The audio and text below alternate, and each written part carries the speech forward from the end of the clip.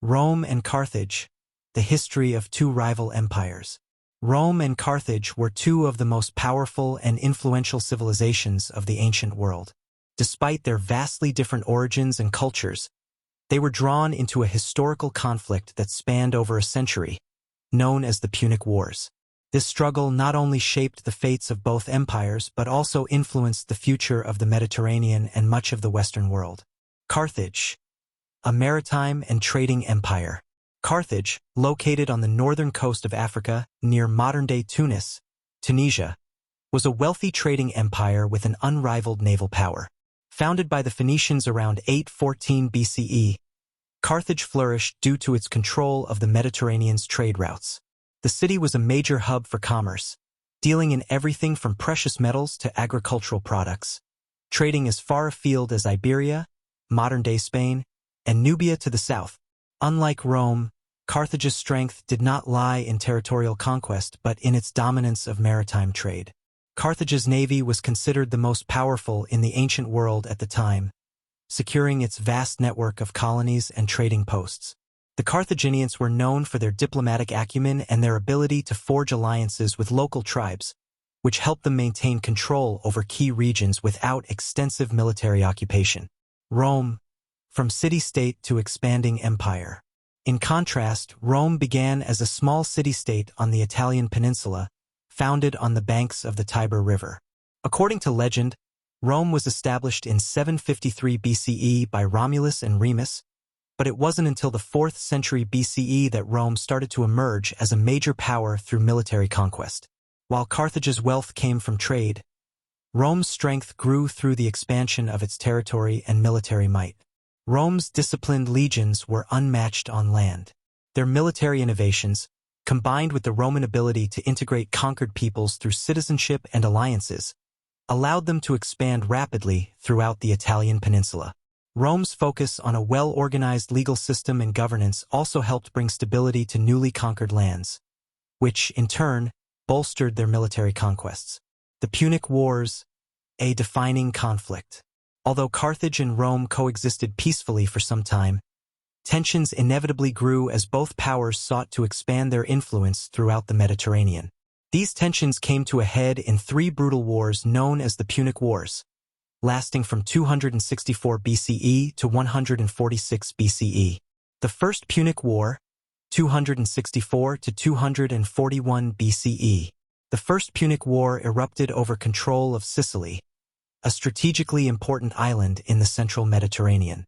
Rome and Carthage, both eager to dominate the region, found themselves in a protracted naval conflict. Despite Carthage's initial superiority at sea, Rome quickly adapted, building a formidable navy of their own. The war dragged on for 23 years, with neither side gaining a clear upper hand until Rome's decisive victory in the naval battle of the Aegates Islands in 241 BCE. With Carthage defeated, Rome forced them to cede Sicily and pay a heavy indemnity. This marked the beginning of Roman dominance in the western Mediterranean and sowed the seeds for future conflict.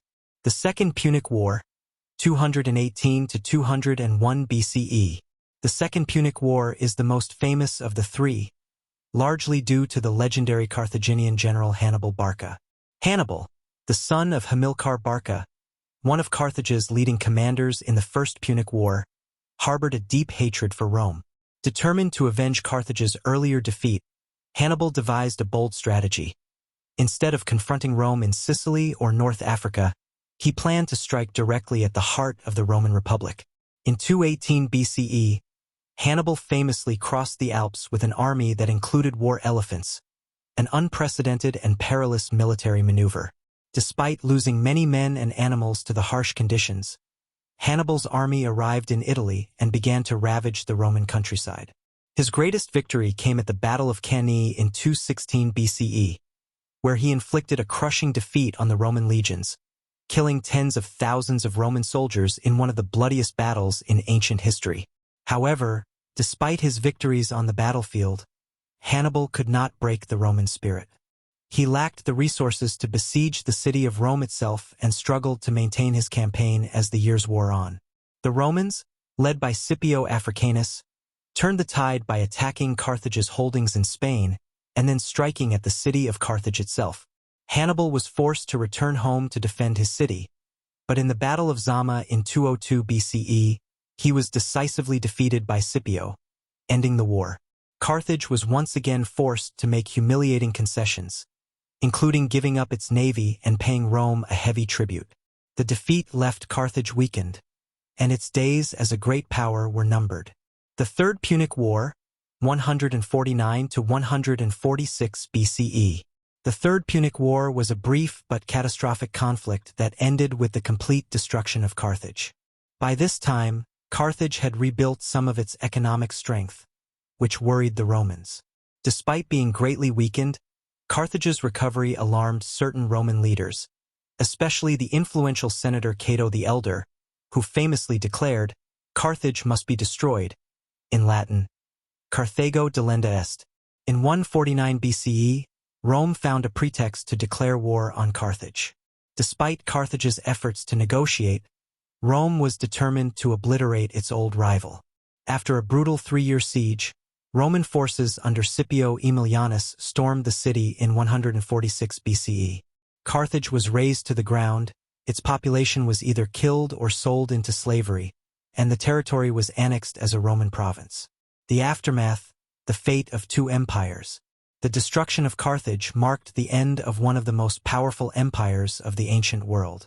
Rome emerged from the Punic Wars as the undisputed master of the Mediterranean, paving the way for its expansion into North Africa, Spain, and the Eastern Mediterranean. The defeat of Carthage allowed Rome to grow into one of the largest and most enduring empires in history. Carthage, once a flourishing hub of trade and culture, was reduced to rubble. Its territory became the Roman province of Africa, and its name became synonymous with utter defeat. The Punic Wars were not just a series of conflicts over territory, but a battle between two worldviews: Carthage's mercantile, naval empire versus Rome's militaristic, land-based republic. The rivalry between Rome and Carthage would resonate through history, shaping not only the fate of these two great civilizations, but also the future of the Mediterranean world. Carthage's fall stands as a reminder of how even the mightiest of empires can be brought low by the relentless ambition of their rivals. The dramatic fall of Carthage and the rise of Rome left a lasting legacy on the ancient world and its future. Though Carthage itself was destroyed, its influence, especially in terms of trade, culture, and warfare, remained imprinted on the Mediterranean region for centuries. Meanwhile, Rome, having emerged victorious, continued to expand its empire, learning valuable lessons from its Punic rivals. Both civilizations, despite their opposing fates, contributed to the shape of the Western world in profound ways. The Carthaginian legacy. Carthage's destruction in 146 BCE did not entirely erase its impact on history. As a civilization rooted in Phoenician culture, Carthage had developed a rich tradition of trade, diplomacy, and maritime technology. Its vast network of trade routes connected Europe, Africa, and the Middle East, laying the groundwork for what would become major centers of commerce in the Roman and later Byzantine empires.